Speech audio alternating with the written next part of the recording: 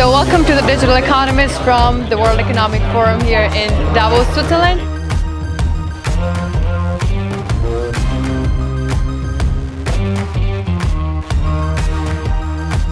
We are holding our inaugural roundtable and very excited to have a huge turnover and a highly curated roundtable.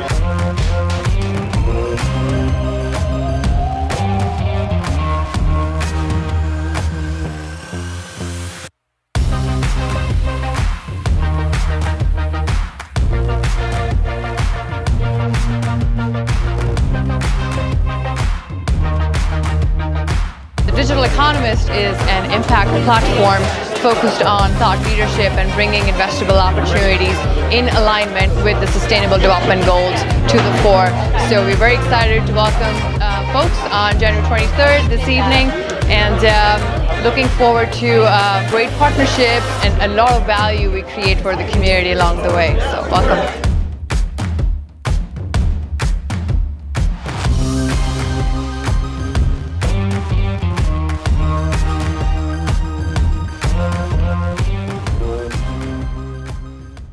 Good evening and good afternoon, everyone, to everyone who's joining us from wherever in the world you're joining us with. We are super excited to kickstart season 2 of the Digital Economist Speaker Series. The Digital Economist is a global impact ecosystem focused on building insights, products, and services towards planetary and human outcomes. Our mission is to drive technological convergence towards a human-centered digital economy. And Clara, we're so delighted to have you. 2 years ago, exactly at this time, almost, we were in Davos, and you were the one who was the host. And I'm just so incredibly honored to flip the role now and have you join us today as a guest at the speaker series. So welcome again. Thank you for having me.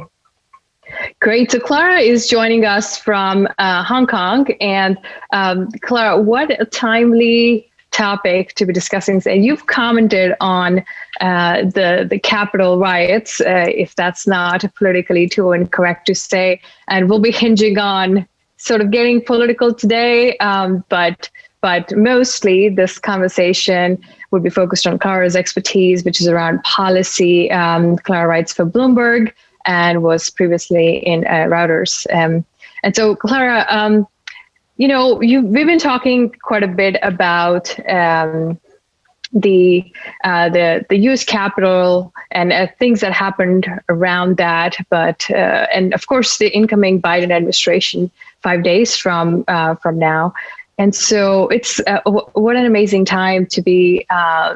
Just as we were talking before we in fact officially started the webinar today. What an exciting time and nerve-wracking time too. So what is your quick take on the world around? And then we'll go back. I'd love to learn a little bit more about yourself and how you got into working on the topics and the themes that you currently do. Well, there's quite a lot going on in the world. I think, 2021 has not really spared us after what we all went through last year. So I actually joined Bloomberg a year ago to write on various issues of policy, a little bit on healthcare. So somebody who joined to write about political systems and healthcare, it really has been quite the year. We will see what happens after the Biden administration, but really there are a lot of very big questions that we need to be asking ourselves, and not just in the US, outside the US too. Many of these issues are not unique to the US, the disillusionment with government, deep inequity, deep inequalities in society. The Capitol insurrection was really the sort of most painful and most embarrassing example of that, but the problems exist elsewhere. So hopefully as a world community, we will not only inoculate ourselves against coronavirus this year, but also against a few other things. Right. Yeah, thank you, Clara. That's a quick and dirty, I think, on the outlook for 2021. Now that we are in the new year, but Clara, I want to take a step back and get to really I think the mind and the eyeballs behind some of the work that you've been doing, which I personally find bold, and I find it, truthful, where there's of course, all writing ideally has to be honest. So, when I see your pieces, I really feel that way. But I'd love to learn a little bit more also for our audience today. Just tell us about yourself and, how it all started.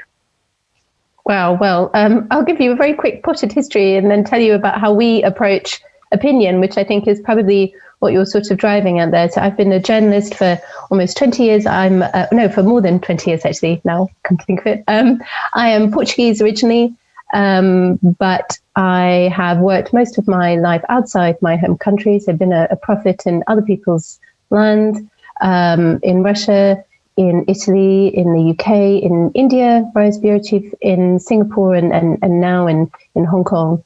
Most of the time I was in news, not political, mostly financial, though I did do a little bit of defense and sort of related reporting and even sports in my time. But for the past 4 years now, 3-4 years, I have been doing opinion. And it's a shift that I think is worth explaining and worth thinking about, because there is a lot of controversy and a lot of questions that we ask ourselves as a society about the value of opinion, journalism. What is it for? Whether it's actually worth having. And the Bloomberg approach, which is very much my personal, fits with my values and how I see, obviously, otherwise I wouldn't be there. And I think is a very important one, which is its opinion rooted in fact and opinion rooted in reporting, which is why a lot of us came from a purely journalistic background, because this is not punditry, which is cheap. The internet is full of people who were wise after the event. That's not what we're aiming to do here. Really, we're aiming to use our expertise, the reporting tools that we have, to ask ourselves some big questions. And most of my columns, certainly over the past year, and even before that when I was working for Reuters with their opinion team, it's really about trying to answer questions that I have. I wrote about some of the questions I had beginning of last year around coronavirus. I wrote about, is this going to be for people what the credit crunch was for money? Like suddenly we have a human crunch. How does that work? What happens? What happens when people get tired of lockdowns, which is something that we talk about now, but at the beginning it was really just a question that I had. And now I've been wondering about, why are we making such a mess of the vaccine distribution? What happens when Putin's fiercest critic returns to Russia?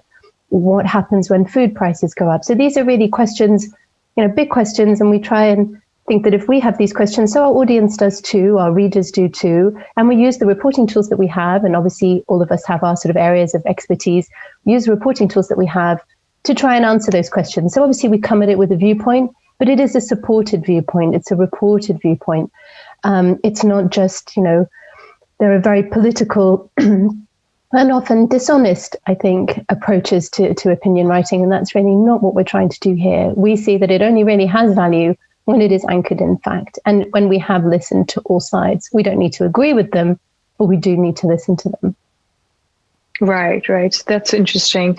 So a couple of questions for what you just talked about. So what are the primary reporting tools at your disposal as a columnist, but also what kind of personality and mindset is, I think, apt for a role like this?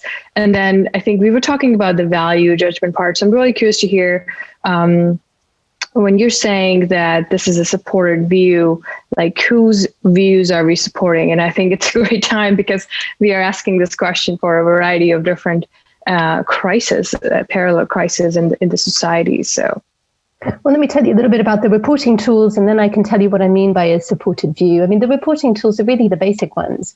We read, and when we read, we're very attentive to the sources that we use. So we tend to go for academic, peer-reviewed sources. We go as far as we can to the original. So if we're reading an article that refers to the original law, we will go back and check the law. We talk to people. We talk to a lot of people on the ground, people who look at the situation. We try not to speak only to intermediaries, because that's the temptation, especially when you're dealing with foreign countries or countries where you're not present, is to deal just with people who are also studying it. The risk there is that this becomes a huge echo chamber, and that's really not what we're aiming to do. So most of the countries that I report on, I speak the language and I speak with people on the ground. And I think that's absolutely vital, again, in order to provide credible opinion. Now, in terms of supporting facts and supporting views, obviously there's a lot of tendentious material out there, and we have only to look at the capital insurrection that you mentioned to see the damage that causes. Here, what we're really trying to do is not to, this isn't about sort of right or left wing views. I mean, you can have either. It's just that most of what we see at the very extreme end is not supported by fact.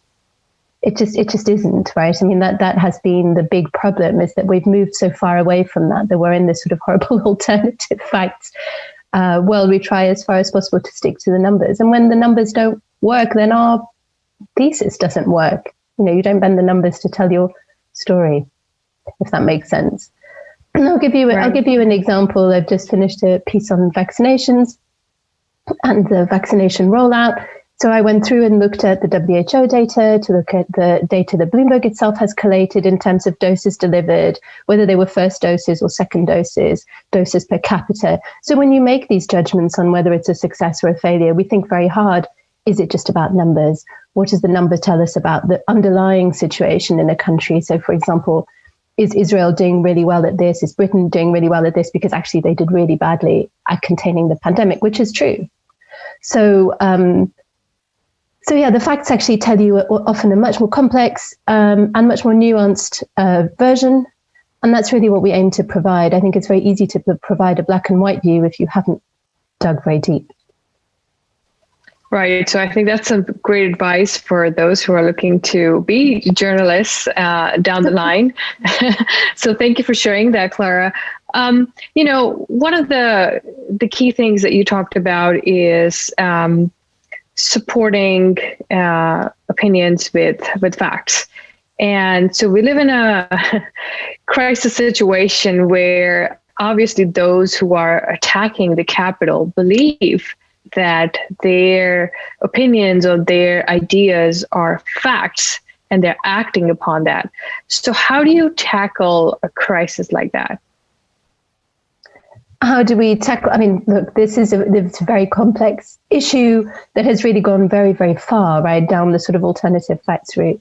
I think there is a lot of debate now on how you fix that. How you fix it will be fundamental to things like the ongoing, the future of democracy. I mean, really at its root. One big thing will be education. It's true both of what has happened in the US, but also what's happened in the UK. And a lot of people will talk about, well, what we really need here is some sort of reconciliation. So the Truth and Reconciliation Commission comes up. I was in South Africa in the 1980s. I saw the Truth and Reconciliation Committee, and I also saw what happened afterwards. I can tell you that what works is not talking about reconciliation, it's money and it's education. So it's really about economics, economically enfranchise people, economically free them, because being poor and free is not much better than being poor and not free. So that really is what needs to happen in the US, to rethink some of the great economic divides, to rethink some of the educational divides that are obviously even more visible as a result of the pandemic. And I think that really is the best way to deal with the sort of alternative facts. Because I look at it also in the UK when I read, and in fact, reading the British papers this morning, the Saturday papers, and one of the headlines is the fisherman saying, you sold us the wrong Brexit. And my first reaction was to say, well, you didn't have to believe what he told you. You could have thought a bit for yourself. And people didn't. And I think that really as a society, we have to wonder why that is. Have we provided people with the right tools? And the same is true with vaccinations. Have we provided people with the right tools to make decisions that will benefit the collective? Or have we created the world's greatest collective action problem? Probably we have. Right. So that's very interesting. And, just on the topic of education and economics, I agree wholeheartedly, by the way. I'm very tempted to, talk about some of that literature on the economic geography of manufacturing or innovation or what have you, right? And I think a lot of what we see in terms of the political polarization can just easily be traced down to the economic divide. And the picture fits almost perfectly with some exceptions, right? And I'm thinking of this book by Michael Lewis called The Fifth Risk that came out right after the current president, joined office, and it was really eye-opening. I guess coming from a slightly outsider perspective and looking at, okay, well, here's how this is evolving to what has culminated just 10 days ago. And so, on the question of education, or on the point of education and economics, I feel like this is a challenge that humans have had throughout history. Every time a society tries to go in one direction, there are always sort of the opposite forces. It's almost something, I wonder, maybe intrinsic in us, where we like to follow perhaps a leader, where, if you're trained in the scientific method, then you're taught to be a responsible, rational person. And then Neil deGrasse Tyson, of course, talks about a proper a skeptic and what that means. But then, also historically speaking, and you brought up Africa in the 1980s, how do you see this in terms of, so what are the strategies or priorities for us looking into the future? But then what do we also know historically from over the past 5,000 years? And Joel here has asked, I think, a similar question as to what are the leading edge thinking or thinkers on global and local economic development and solutions. That's, I think, could be a good outcome to answer this question towards. Well, I think there's a lot to be optimistic about, because if we look back to some of the, before I get to Joel's specific question, when we look back to the great upheavals of history, they have resulted in better economic outcomes for the majority. So I think of the Second World War and the efforts to push equality. So, for example, in Britain, that was the advent of the National Health Service, which was a revolution, and for a lot of people, changed their lives, and in fact changed the very fabric of the country. It also changed education. A lot more people gained access to education as a result of the Second World War, and the economic benefits that followed. So we do have, this has happened, and good outcomes have come from it. We shouldn't need a war to have these outcomes, but the fact is that some of these disruptions do prompt us to rethink. The fact is that today, where we have people asking these questions, but I'm not sure we're being sufficiently creative with the solutions. There is a lot that we could do, and I think a lot about education in particular, because I was for a while a primary teacher, so I think a lot about this. I think about, I see my own children, and I see where they have benefits, and where online learning has had great benefits, specifically if you have special needs and if you have very strong support, it can be fantastic. But as a nation, are we really thinking about how this could work at scale? How this could work for developing nations? And how are we studying it sufficiently? I hope we will, because we certainly have there are many PhDs to be worked out from what we can see out there. And it will be really interesting, because a lot of the work that was done before on online learning was based on community colleges in the US. And what we have here is, which are quite unique in their structure and unique in the population that they address. But this is a global experiment. We have data from all over the world, and even within one city. So Hong Kong is where I am, and where I have studied teachers both in public schools and private schools and in international schools, and seen how they have dealt with it. And it's been dramatically different. And again, one of the things that strikes me the most about this pandemic is that we have not learned from each other at all. Throughout this pandemic, from January last year, we have repeated the same mistakes as countries, as communities, from school to school. It's really horrifying. I know that these are our biases. As humans, we struggle to put ourselves in other people's shoes. But that really has been, when I think back to last year, the thing that surprises me the most. In terms of local to global, I'm actually reasonably optimistic, because I also study climate. And when I see this is a solution that I think will actually emerge locally in many ways. I mean, yes, we need policy support, and in all of these things, education, healthcare, how we think about our economy after 2021 and beyond, after the pandemic, we will require policy support, absolutely. But there's also a lot of local initiatives.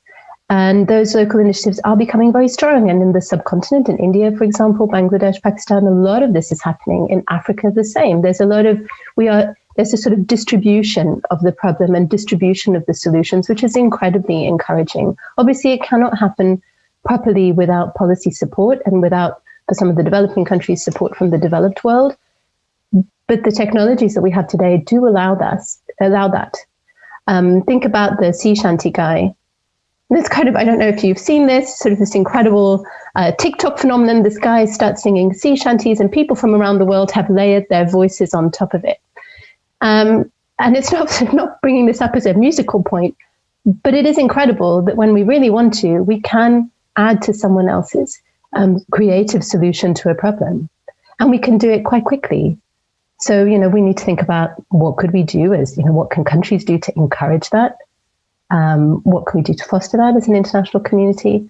So, yeah, I don't really know that I have one specific thing that's at the leading edge of local to global, but I would think about climate as a good example of where it can actually go both ways.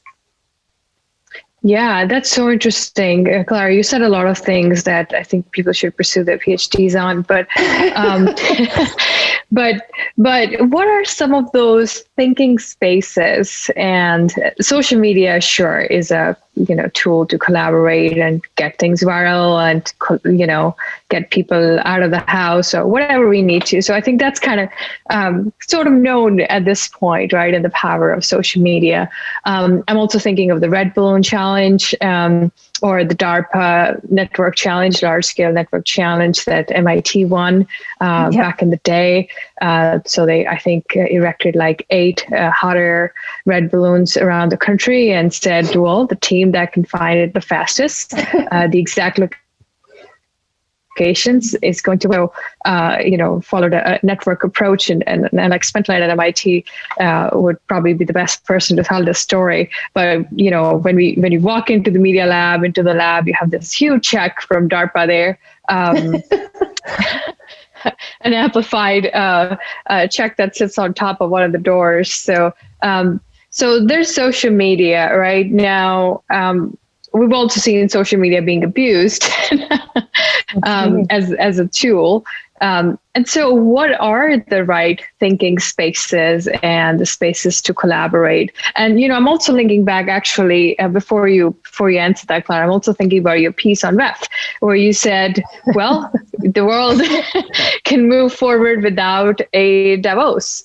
And I think that is a bold statement. And I think what that, and rightfully so, because I agree with it, but I think what a lot of these spaces become that, sell the promise of collaboration and stakeholder involvement and of being very elitist. Because let's face this, power and influence and money is increasingly concentrated. So how do you disperse the power back into over 7 billion people on the planet? Well, it's a really difficult question to answer, right? I mean, one of the other problems that I think happens with social media and whatever form of social media you choose to support, because it'll depend on your sort of age bracket, I guess, is that it's a bubble, right? You listen to people that agree with you. And so you really just hear the same views over and over. And that is another problem, is that we're not really interacting with people from outside our if not our national bubble, then certainly our intellectual one, social class. And that's really what I was objecting to with Davos, and what I was, and I've been many times and benefited in many ways. But what my question, or the challenge that I put to them, or the question that I had, was they were saying, here is the place where we will find the solutions to a post-pandemic world. And I guess my question is, why? Because when I go, I don't see the world represented. Yes, they have made huge efforts, and definitely it is a lot better. And I think the first time I went, the only woman I saw was married to one of the attendees or serving coffee. So it really, there's a lot of, it really has made great progress. But is it yet sufficiently representative? And is that because the solution that we find in these places will be reflective of the people making those decisions. So there must be a better way to do it. Now, social media, there are a huge amount of questions. I think as a result of what's happened in the US, we will be asking the antitrust question again a lot more strongly as a world. And there are many ways to deal with that. Obviously, China at the moment is dealing with that in a rather, sort of black and white way, in the way that it's dealt with Alibaba and Ant dealing with the power of tech companies. But in general, we do have to think about, have these become the only ways for us to speak and to engage together? And if they have, then probably we have a problem. We need to find other platforms. And Davos isn't in and of itself a problem, but it is a problem when they think that that is the only way to find a solution and the only way that only these great minds will find a solution, because that's just not true. And there is an opportunity here to rethink a little bit like we did after the Second World War and as we perhaps failed to after some previous events. Yeah, I don't really have a full solution, but I feel like we need to remind ourselves that this is, the power of human creativity is great, and this is not the only option that we have. Right. And do you think that calls for a move back towards localization? Because I'm thinking, well, there aren't too many forums like that in the world, and hence the appeal of the World Economic Forum. And, you can argue similar thing with a slightly different flavor. Let's say the UN General Assembly and space or some billionaires club, I guess. That would be an exclusive experience. But so, solutions, of course, have to be local, but with a global perspective on it. And climate, as you mentioned, is the perfect use case for that. Great, efforts are being made from all different parts of the society, economies, countries, municipalities to address it.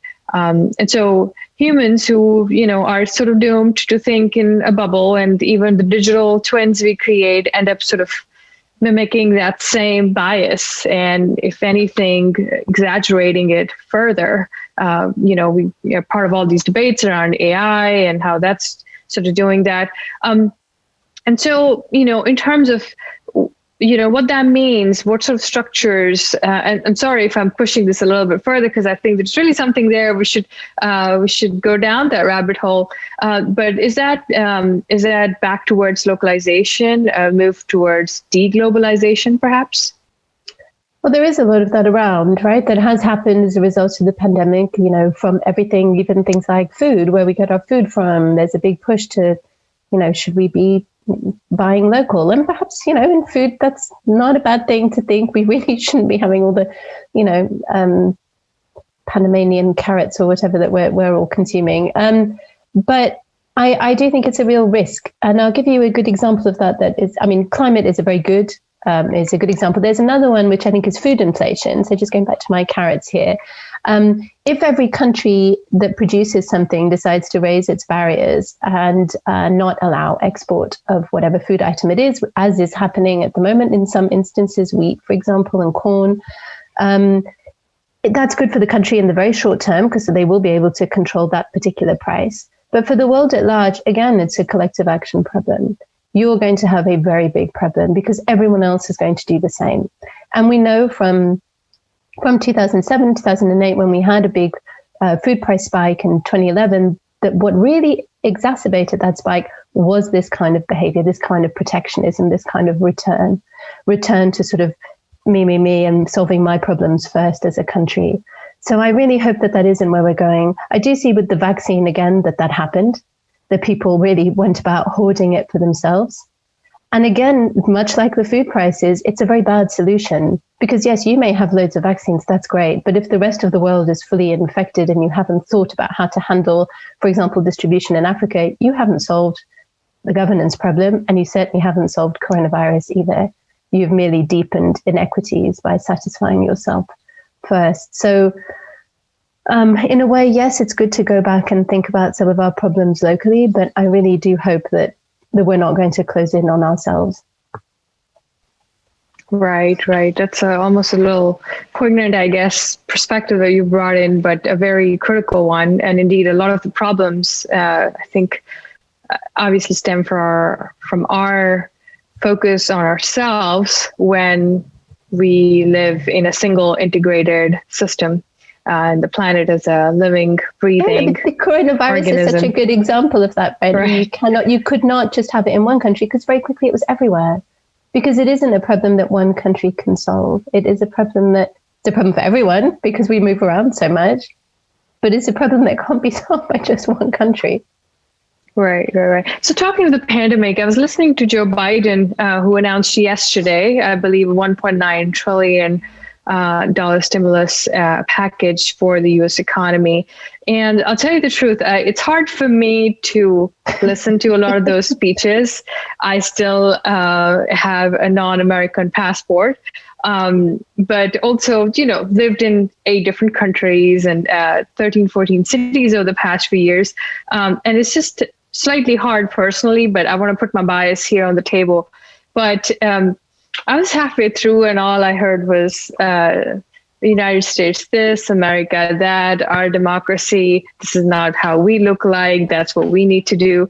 And so I wonder, to our previous discussion on what's next, how would that be different other than, sure, there's more, what we call the monetary base, a much more expanded monetary base of the U.S. economy, right? You injecting a lot more cash, and some of the immediate problems, but the longer term problem, just focusing on yourself.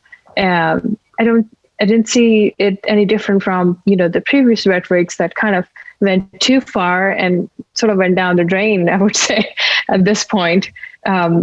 So what would you comment on that, Clara?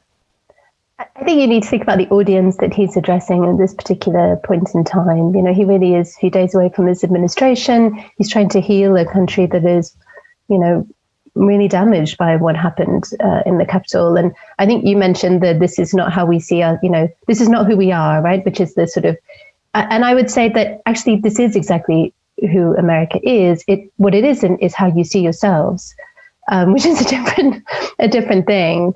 There was a very good New Yorker cartoon of 2 kids who had basically colored the entire walls of their bedroom. And when the mother comes in, the 2 of them say, "This is not who we are."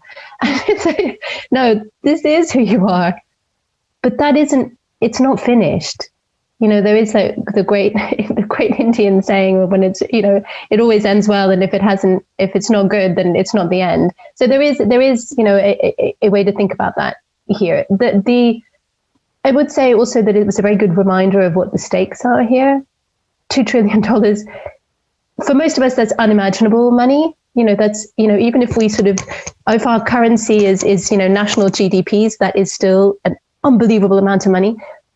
What's at stake here is not just $2 trillion. It's also 2 million lives lost to coronavirus. So, the stakes are really high here. So he's trying to both heal his population, he's trying to do a lot of things with the speech. I would say that everything he has said in terms of foreign policy and his appointments, I find very encouraging. I don't know how a lot of things, they will be restricted because of bipartisan stances. So, for example, on China. But by and large, his attitude as vice president and, in terms of what he's said to date, is one of multilateralism. So that's rejoining the Paris Agreement. That's cooperating in the circumpolar region.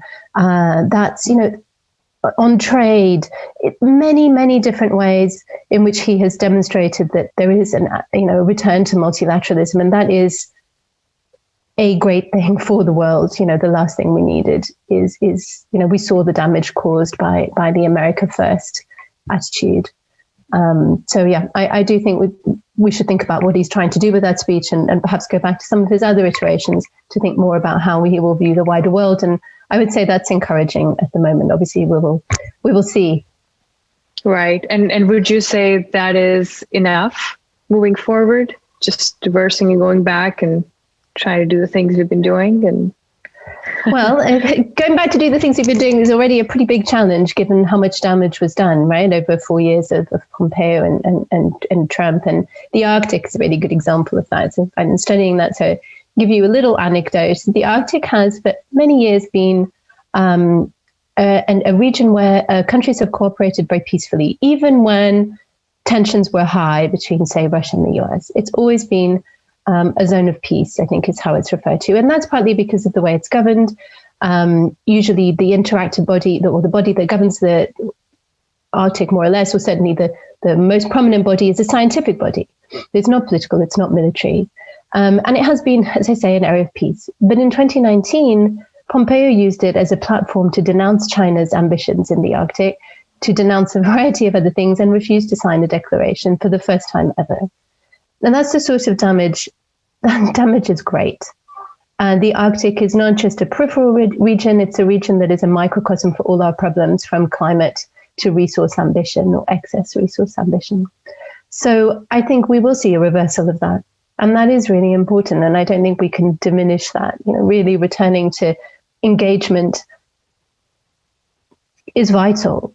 It is never enough, right? There will never be enough. You can't just go back and erase these terrible years of confrontation and hope for the best. That won't be enough. It will require extra. A bit like when you've had an argument with somebody, you can't just say, okay, it's all over. You have to then rebuild, right? The frayed ties have to be rebuilt. The trust has to be regained. And trust, as we know, is a precious commodity that takes many years to build. And yeah, that will take a long time. But I'm hopeful. I think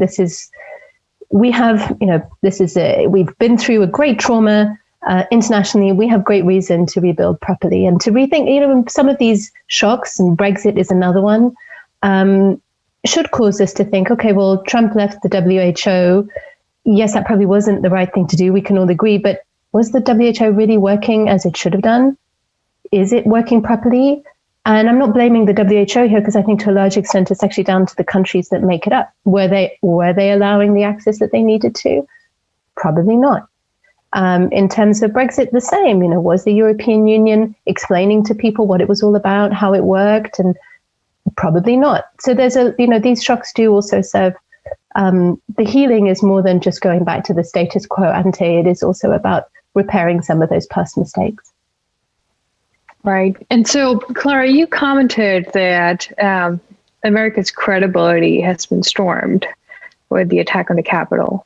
And I think a lot of people would agree with that. And I'll say why I said it. You talked about going back and sort of healing the damage that's done over the past years. How do you see the outside of the U.S. perspective, and how are other governments and countries seeing the U.S.?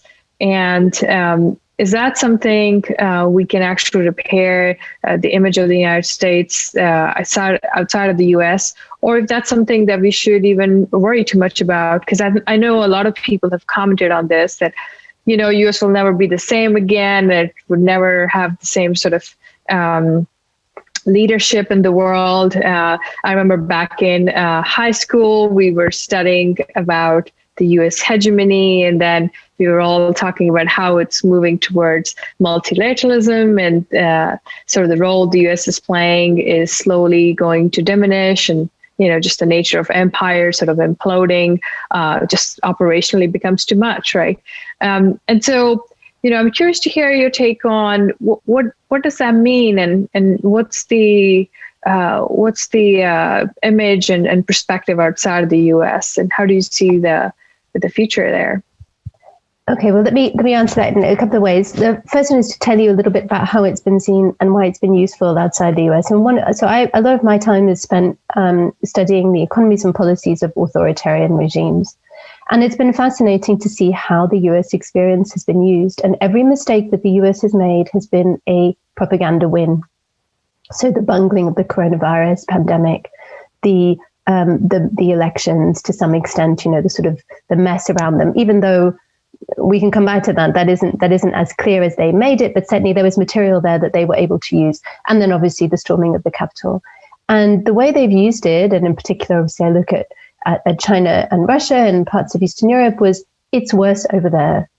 So the answer is always, you can't complain about how it's going here, because look at how they're doing. And that's very powerful because all you need to do, and in particular, this was obvious when during the storming of the Capitol, because all they had to do, and I was watching Russian television that day, all they had to do was stream the images. They didn't have to add, commentary as they normally do. There was a bit later, but initially they didn't have to do that. They just had to show people this sort of YMCA group of people storming, the seat of power. That was just so powerful. In a way, there could have been no stronger win for them. And it's easy to say that it doesn't matter because images, who cares what other people think? Actually, if you're sitting in Hong Kong, as I am, or if you're sitting in any country where people are trying to establish their democratic rights, image matters a whole lot. And having somebody that you can, in a way look up to, certainly whose support you can court and whose support you can prize is vital. So it isn't just America that's damaged, it's everyone fighting for democracy. But that piece that I did write was not necessarily a pessimistic one. I mean, obviously, I will point out that this has been an extraordinary propaganda win, but it's not a completely clean one. So the elections, as an example, yes, it was a mess. And yes, the Chinese state media ran stories that basically said, oh, well, you wanted elections. Look at this mess. Why should we bother? Look at how badly they're doing. But it's incredibly powerful to see the images that we saw coming out of the US election, which was people counting votes under duress, with really very difficult circumstances. People were still counting votes, and they counted every single one. And that is just it's just such a great demonstration of what democracy can be. The votes are all counted, no matter how hard. So that is really powerful.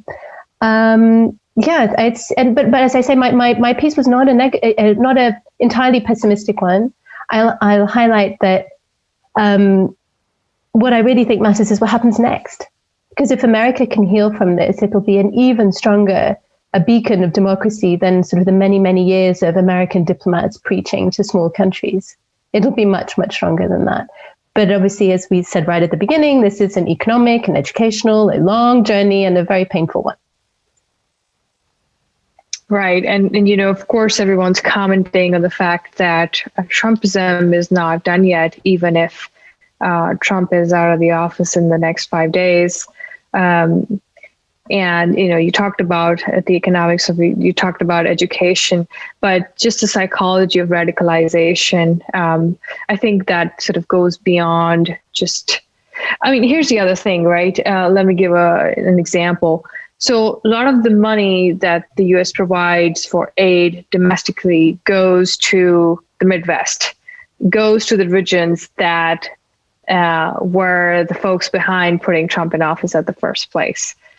And these are exactly the people who are asking for less government, less governance, both, all right? And but these are exactly the people who are benefiting from it. And so, it's hard to sort of say, okay, let's just educate them. But, it's beyond, I believe it's beyond just that. It's a sort of a active delusion that, the resources exist outside. So if you're a small business in, say, in the Midwest somewhere, you could go online and see where the money's coming from. It's not that hard, but I think this sort of denial. So where do you see, I think, the future of the U.S. Domestically? And is that something Biden is addressing, both in terms of, looking, domestically at the policies, but also externally, like you talked about, the healing and actually healing that image outside of the U.S. And I have more to say on that because, of course, the U.S. has been bombing countries, trying to establish democracy. I wonder what that looks like moving forward. I think I won't go too deep into U.S. policy. This isn't really my area of expertise, and I think there are probably better qualified people. But I will say that one of the biases that you're dealing with there, which is the fact that people revert back to their worldview, is a really important one for us to figure out how we tackle it.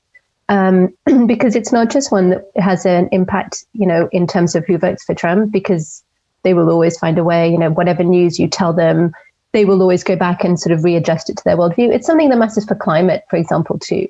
So when there were the wildfires in California, and indeed when there were fires in Australia as well, one thing that I couldn't understand and that I kept asking myself was, why isn't this a giant wake-up call?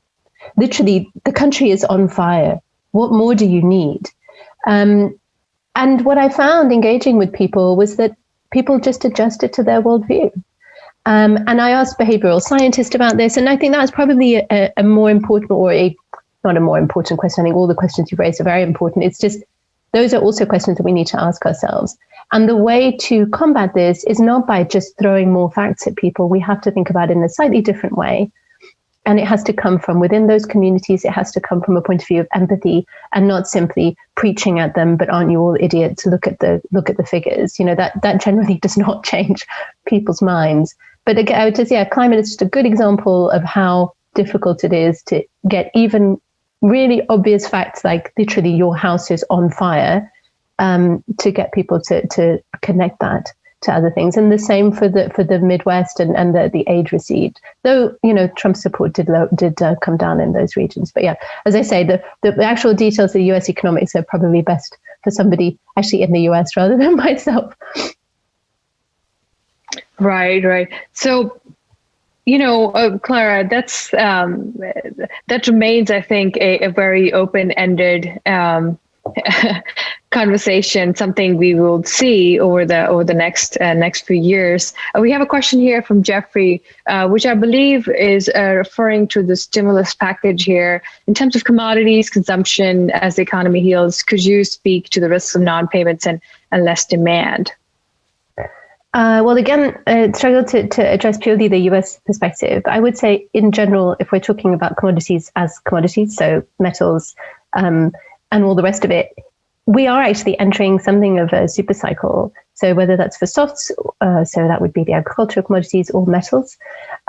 So there isn't a lot of strain yet in terms of non-payment. I imagine that some of that will come. We have seen in the past that happens at a later date. For the moment, though, it is looking very strong. I mean, I am perhaps not quite as bullish. So if you spend time on the commodities markets, I'm not quite as bullish as Goldman Sachs and some of those people are talking about the greatest bull run since whenever. I'm not sure that's where we're going. Partly because I do see how slowly the vaccine is progressing. So I don't think that the return to normal will be quite as we hoped. And I think deep down we all knew that it would be slow, but we kind of hoped that, come January 1, everyone would have the vaccine and, bingo, we're all on the next low budget flight to, wherever.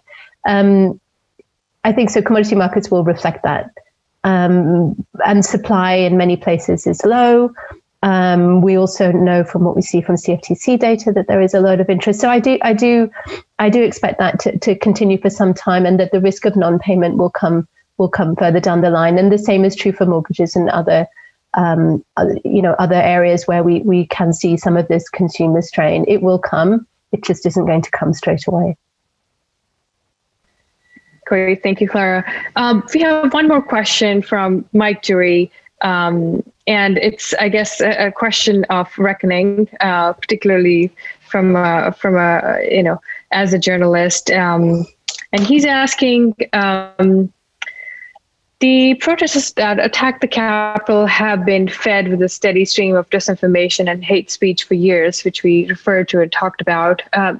But to what extent do you think the state should regulate the media? Is it even possible in the digital age? It's a really big question and a really interesting one. So I sit in Greater China, where obviously a lot of things are regulated. Within mainland China, even more so. There is, a number of restrictions and indeed censorship. I cover Russia, where this is a slightly different problem because they allowed the internet to grow before considering how then to muzzle it. So that's from a sort of authoritarian perspective. What you're talking about is how do we get rid of the bad actors? Now, that's actually very hard to do without getting into the area of doing what Russia and China do. because a lot of the rules that we have seen that have come in, so places like Singapore and others that have come in and brought in these sort of misinformation, fake news legislation, it's very easy to use that as a way to clamp down on free speech. And certainly in my years as a journalist, I have rarely worked a year that has been as difficult as this one in terms of being aware of what we can and cannot publish. And that's not from a legal perspective, because legal restrictions have always been there in terms of, obviously slander and all of that. We can't do that, obviously. You also can't publish, errors. You also can't publish things that are untruth. That much is clear. But that is for the mainstream media. The problem now is with open access. Anything you can, publish what you want. And I think there was I think it was the New York Times had a very good image of this in terms of regulating the media and how we need to be careful not to push people too far underground. So to think about the digital or the media world as something like an M&M, if you're aware of, or some sort of hard-coated candy where the outside is all of the regulated media, which is very visible. So that would be obviously all the mainstream publications and all visible social media. So your Facebooks, Instagram, Twitter, etc. Then below that, you have the sort of parlors. The slightly odder version, but still reasonably policeable, and you can look inside and see what they're up to. But then there's a level below that, and that's really where we get into trouble because it's much, much harder to police. So that's where I think that, yes, you can treat the symptoms, but you probably also need to treat the cause. And that is where we need to be quite patient and think about education, economic empowerment, all of these things that stop the alienation, because people who do not feel alienated don't go and chat to others on Parler about how to pack bombs into their car, and it doesn't happen. There is a feeling behind it that we need to address. So I don't know. I do find, being in a place and having worked in many places where the media is controlled, I'm not very comfortable with suggesting that that's the way to get rid of this speech. We can use the laws that we already have to combat hate speech, to combat incitement to racism, all of those things that already exist. And we can think about the dominance of some of these platforms. And that is something that, I tend to agree with people like Tim Wu, the economist, and Jonathan Tepper, who've written a lot about antitrust and tech. I absolutely agree with them. We need a return to the era of Brandeis, and to think about, why were they allowed to integrate vertically as much as they did? Why do they have this much power? And if there is nothing that has taught us how much power they have, all you have to do is look at what's happened to Donald Trump since he's been removed from Twitter. Literally, he was given a platform which he used, and we allowed him to do that. Right. And that was actually my follow-up question, Clara. How do you see the ban of Trump from all major social media platforms? Yeah, again, there are tech and ethics and legal people that will be better positioned to talk to you about this. My view is to go back to that antitrust thing. It's an expression of the power, and it's silent. And I don't know about your Twitter feed, but mine is much more quiet. All of a sudden, you look at it and say, "Oh wow, it's kind of peaceful." There's mostly sea shanties on here, and so I think, joking apart, it is really a good opportunity for us to think, was that the right thing to do? Were we right to give him, this amount? Should he have been allowed this much space to do what he was doing? So it isn't a question of being allowed on Twitter. Everyone, it's a free. Well, it's not always free. It should be a free world. But I tend to agree with some of my US colleagues who have written that this is an impeachable offense, but it's not the first. There were many before that. So at what point, why did we not police his speech before then? But yeah, by and large, I think it should really be a wake-up call to the power of some of these companies and really make us think about, how to deal with that. There are many different approaches, and it's very hard to put the toothpaste back into the tube. Right. So you're saying they did the right thing, but they did it too late. The terms and conditions of course, the platform were out there and applied to everyone. But I'm aware of the perspective that it wasn't until the insurrection happened that they actually did something to curtail that. And 2 weeks before the end of his term, right? It's very easy to find your moral compass. this late in the day. Right. Yeah, but anyway, that's an excellent point there. So, Clara, we're nearing the end of our webinar today. And of course, time flies when one is talking to you. But I want to hear just one last thing around what is your, one key message before we break today, looking into the future. From everything you know and everything you've learned, what is the one key message you'd like to leave the audience with? Gosh, I'm not sure I really have just one. I hope that people will read more widely, and in particular will consider opinion, in particular, which is what I do, to consider it as an important form of journalism when it is properly done. So to be more discriminating in terms of what we read, to be more discriminating in terms of what we share with others and what we consume, because many of us also played a role in some of what happened here, the sharing and the disseminating. So we can ourselves be a force for good by, promoting and educating ourselves and others. And that's particularly important as we go into, vaccination period, so much misinformation out there. Please, do read and share responsible journalism and realize the work that goes on behind the scenes. I think that is really important, to realize the amount of research, the amount of study, the amount of vetting that goes into responsible journalism. And to promote that, because people are not happy to pay for subscriptions and then they're not happy to see Fox News. Well, I'm afraid that Fox News and the like and Breitbart is what happens when we are unable to support responsible journalism. So support us and support yourselves in the process. Great. That's very action-oriented advice, Clara. Thank you.